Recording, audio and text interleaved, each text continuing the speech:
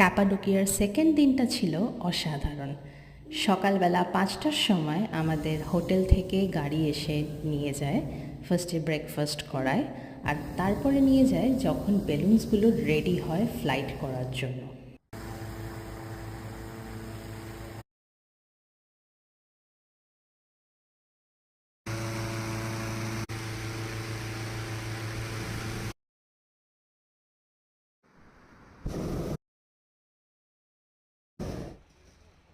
বালুনটা ল্যান্ডিংয়ের সময় এরকমভাবে হেল্প দরকার হয়।